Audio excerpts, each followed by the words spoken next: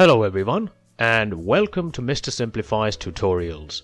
The topic of this video is the popular Ansoff Matrix. It is an extremely popular business model used to grow a business by devising product and marketing strategies. And what is this model used for in particular?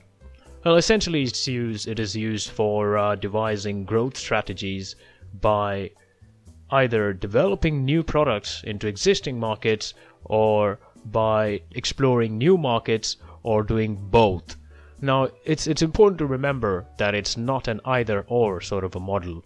One can do both at the same time as well, like delve into new markets and launch new products, and it can both be done at the same time. We should learn about it during the course of this video, obviously. And there's something new I'm trying in this video based on all the feedback that I've been acquiring. Instead of using different examples, which I normally like to do, to try and get the point across to people from various different disciplines or various different industries that might be going through my videos. What I've done is I've used just a single example and explored the growth strategies as we see during the course of this video, conceptually using the Ansoff Matrix, using the same example all the way through the video. So that is based on some feedback that I've acquired through the comments that you've posted. So hopefully that helps you out. So let's look at the model now. This is how the Ansoff Matrix looks like.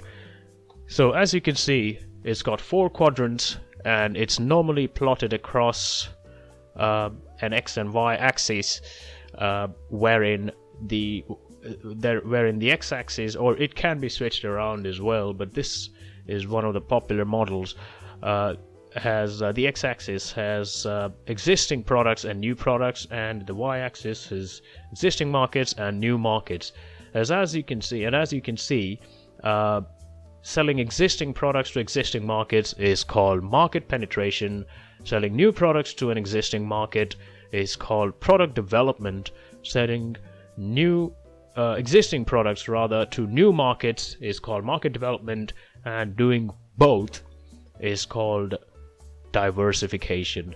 Now, as you'd see, I've marked in red that the amount of risk taken by the business actually increases as we go on from existing products to new products and from existing markets to new markets. So it's obvious to see that the highest amount of risk taken by a business comes through diversification. So when a business tries to launch new products into new markets, that is when the risk is the highest. And when the business tries to sell existing products to existing markets, obviously the risk is going to be the least. So let's look at each of these quadrants in detail.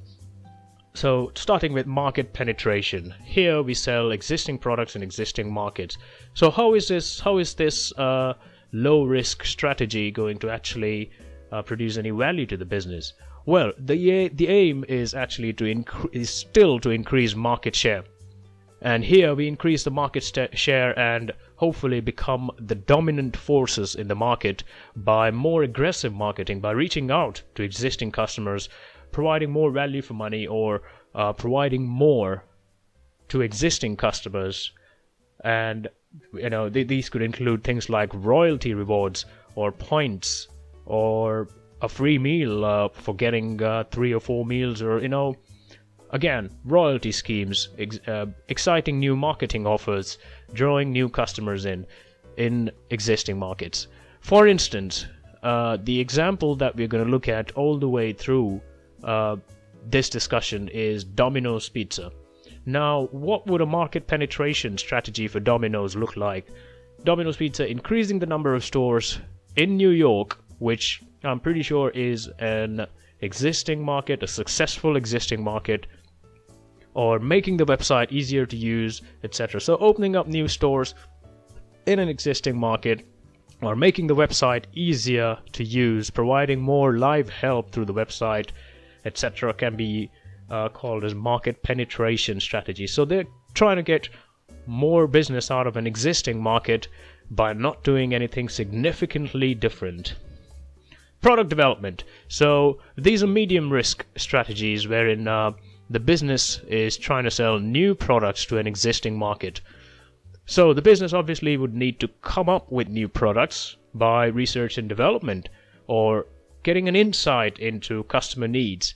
So you're essentially selling new or exciting products to an existing customer base. So you know the customer base exists, you're just trying something new out in terms of the offering provided. So again, going back to our example, a product development example for Domino's would be Domino's adding a new range of specialty drinks to their menu in California or any other state in the US where the sales volumes are expected to be very high. Market development. This includes selling existing products to new markets. Successful products being sold or being introduced to new markets. Again, medium risk strategy, and it's interesting to observe that these can be new geographical markets.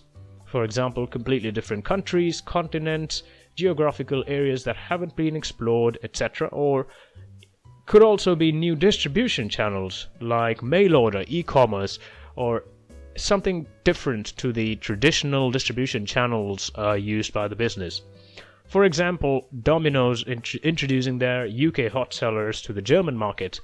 Now obviously, since Domino's is quite a localized sort of franchised business, they have different menus in different countries, different styles, but introducing one of their UK hot sellers to, say, the German market or the French market could be a market development strategy, because they're actually selling one of their existing successful products from one market and introducing them to another market, selling them in a completely new market with a fresh perspective.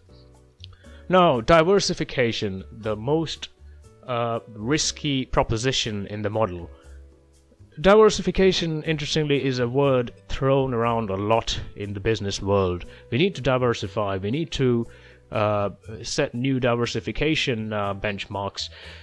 These are words that are thrown around in the business world quite a lot, but in the context of the Ansoff Matrix, it's basically a high-risk strategy wherein new products are being sold to new markets. Again, quite obviously a very high-risk strategy because the markets are not fully known to the business, and you're not just introducing existing products, successful products to the business, but you're actually to the new market, rather, beg your pardon, but you're also you're taking the highest amount of risk by selling new products to a new market, the dynamics of which are not known to you. It could provide very high returns, it could be very rewarding, but it could also fail completely at the same time. For example, in the context of our example, it would be like, say, Domino's selling mini pizzas in mobile vans to a growing market, like, say, India or China. Could be a very successful business venture. They could use the flavors accepted by the local market, but because this is something that they're not known to traditionally do, they would still be diversifying.